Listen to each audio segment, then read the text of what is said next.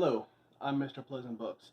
For this book talk, we'll be discussing the first book in A New World, Chaos by John O'Brien.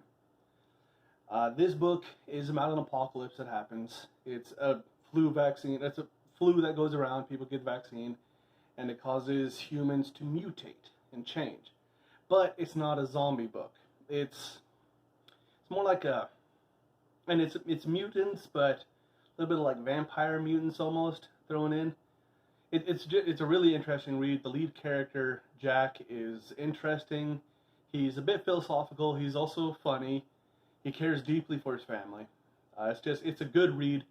I would recommend it a whole lot, especially if you like the Mark Tufo. I'd recommend reading the John O'Brien. So that's it for the non-spoilery. Hope you read the series. From this point forward, I am going to be sharing spoilers. Just letting you know. Okay, bye. Welcome back. Okay, Chaos.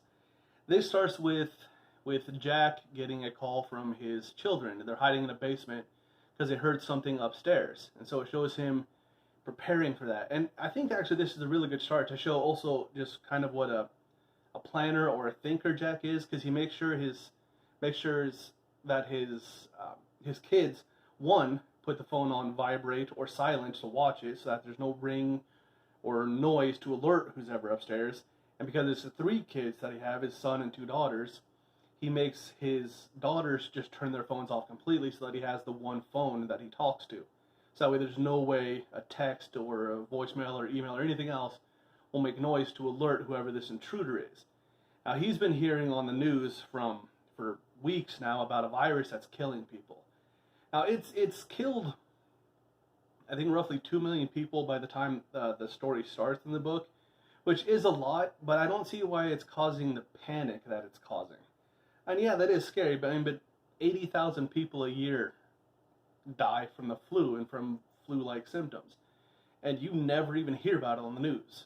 So I don't see why it's causing such a problem now in this book. Maybe it's because of how fast it's spreading, and so they push out that flu vaccine. And they find out that this vaccine, though, of course, because they pushed it out and wasn't tested properly, it mutates people. It starts making people violent. And those that it doesn't just kill almost outright, it makes them violent. It makes them attack people. And he's been hearing about that for several weeks and days on the stereo, or on the radio, on the TV, and on the internet. And so he knows that there's something going on, that there's something out there that's causing a problem. And so he gets in his Jeep, drives to his kid's place, and the first thing he notices is how empty the roads are. Which this I kind of like this idea of the apocalypse, because it's not crowded. There's no crashes, no lines of cars everywhere. I mean, you can drive if you have a vehicle, you can walk, you can ride the bike, whatever. There's just not tons of debris lying around. I do like that. That's an interesting thing that you don't see in most apocalypse books. They talk about how everything's been destroyed or knocked down, or there's so many cars from people trying to escape. In this one, you don't have that. It's a quieter beginning to the apocalypse. It's almost like you don't know the apocalypse is hitting until you finally clicks in your brain that everything is gone. Everything's gone silent. You'll hear the hum of the electricity. You don't see the planes overhead, any of that stuff. And he's noticing that too on his way. But he drives up to get his kids. His wife's an engineer. And so she's blocked the door because she's also been hearing about, her ex-wife, been hearing about things breaking in, so she blocks the door so nothing can get in. And he cracks the window open, and he hears something panting and breathing hard up the stairs, but it doesn't come down, which fits with them being afraid of the light, which is what he's been hearing, as well as that they're afraid of the light, that they don't want to go out in the daylight, they don't want it, that the flashlights and things won't hurt them, but that they're afraid of daylight. And so he makes sure the window's wide open. He unblocks the door to get a quick way out when the kids are there. He finally gives his son a call, brings him upstairs, gets him out, get in the car. And that's when he kind of realizes, and the kids realize, that noise they were hearing, because the kids and the wife got the flu shot, the vaccine that was mutating people. And it sounds like the wife, they're pretty sure that was his ex-wife, the kid's mom, that had mutated into one of these things. Because as they're escaping, it yowls, he says, just super loud like a cat. It's just horrible ear-shattering noise. And so they're pretty sure that's their mom, and there's just nothing they can do about it because they don't really know what's going on. So, he takes off, and as he's taking off, we also get to see he has like flashbacks, memories, and showing that he was a special forces, that he was in the Air Force, and that he flew planes before he went to the ground team to be the special forces, which is how he knows tactics, which is why he thinks about the various things. It also, it also I think really was written by a military man, because he talks about how bad his knees are, how bad his back is, and since it was Air Force, he doesn't talk about how bad the shoulders and the ankles and everything else on your body are after being in the Army. But, he was still Air Force, and he still did ground ops, so he talks about just how much it sucks that he has to squat and jump and run, and he'd rather take it easy because of how bad his knees are, which I completely get, because I served my 8 years in the Army as well. So I understand that 100%. But because he was a pilot, and his girlfriend is also in the military, but she's Army, they had talked about, zombie books and zombie apocalypse. They discussed him flying out to Kuwait to get her, because she's deployed overseas at this time. So he starts planning on how to do that when he gets back to his cabin in the middle of nowhere. But he decides, you know what, we made plans. I told Lynn I was going to go get her, so I'm going to go get her. He decides to bring his kids with him. They drive up to military base, and as they're driving, they finally start seeing some cars piling up, but it's in front of the hospital where they would be. And that's the thing. Most cars in a flu epidemic would be going to the hospital for the sick people. And so they see them all gathered there, and they're able to drive around them. They get to the military base, where they find the military base has been attacked, has been overrun, that the soldiers who weren't infected, because it doesn't affect everybody. It seems like some of the population is safe. But it finds those soldiers who weren't infected, who weren't mutated, that they've been eaten. That just pieces of them are left usually around where they have their armor, and it's just something's chewed on them and eaten them. They find just about 100 dead bodies as they're coming up to the checkpoint to keep everybody out. And he decides, okay, I need to go in the hospital, maybe to find out a little bit more about what's going on. Bad choice, which he finds out because the hospital is dark, which is their home, and he saw the bloody footprints leading in, which is almost a sure sign that something's in there. And sure enough, he gets attacked. And this is where we find out some good news, in that, yeah, they'll attack and they'll keep coming and they won't stop coming, but you can shoot them like in the chest, in the arm, in the leg, and it drops them. And it doesn't have to be a headshot for everything. You can shoot them elsewhere, and it will drop them. It's just there are so many of them, and they come so fast that they just overwhelm people. And that's how everyone's starting to die.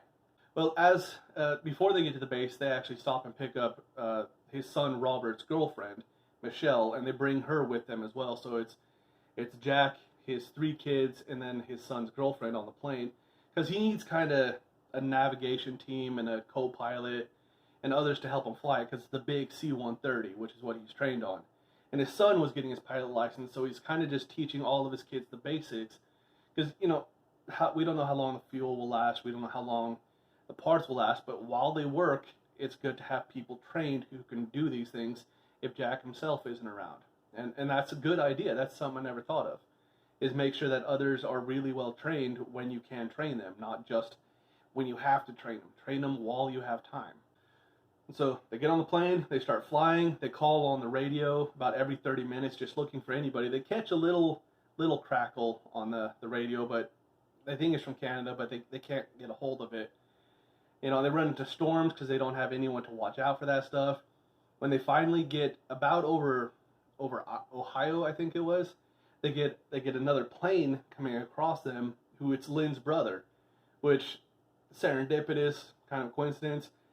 Jack, because he's a bit more of a spiritualist, philosophist, or whatever you want to call him, he believes that if you put the energy out there, it'll come back to you. And since he's looking for other people, and he's looking for Lynn, and he wants her to be safe and happy, maybe that's how he found her brother. And they continue flying. They land in Lodges, which is a military base, which is still occupied. The soldiers, they haven't really run into anything, because as soon as it came in that the infected were mutating, they shut them down, they killed them, blocked them off, and so they were safe and protected on this base. Still had power, still had food, still had water, all that stuff. And a colonel is there with the general, and the general wants any pilot that flies in to stay so that the general can leave, because he's a general. The colonel, though, lets him go on his way because Jack lies and tells him, hey, I'm still in. I've been sent on this mission by this other general.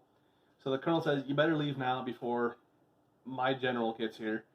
And even as he's flying away, he gets the call to turn around. He says, I can't. I'm on my way to save these other people. He doesn't tell him that it's his girlfriend.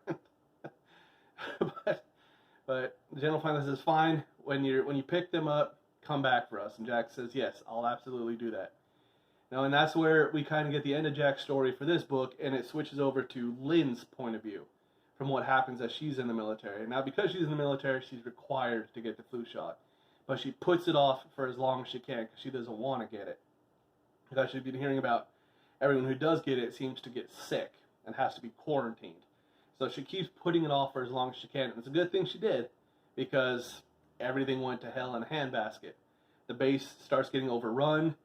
The creatures, attack and kill everybody. Almost get Lynn. She holds up with another sergeant that she knows, because she's a master sergeant, E8, in the army, and they get in the TOC and they get everybody safe and they protect everybody for the night, and then they get out during the day and they find more soldiers who are alive to get into the armory.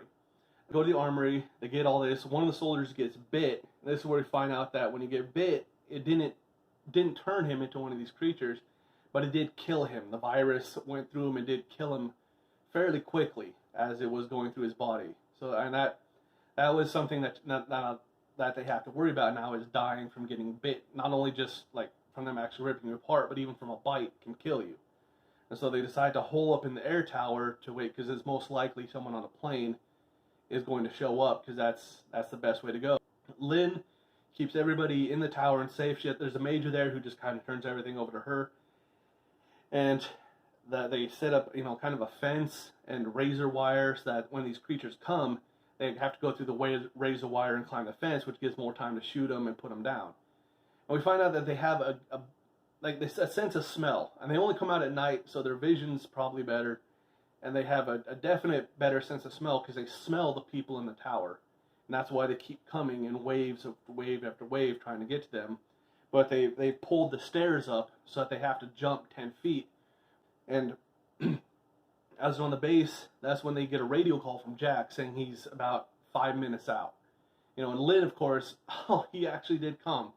He came for me just like he said he would. And he lands, he sees all of these creatures around the tower. He turns the plane around and boosts the engines, which blows them away because of just how powerful the force is. And turns it down to let some soldiers come out. And he does this a few times to get the soldiers out of the tower and into the plane where it's safer, because the plane is armored and they can't get into the plane.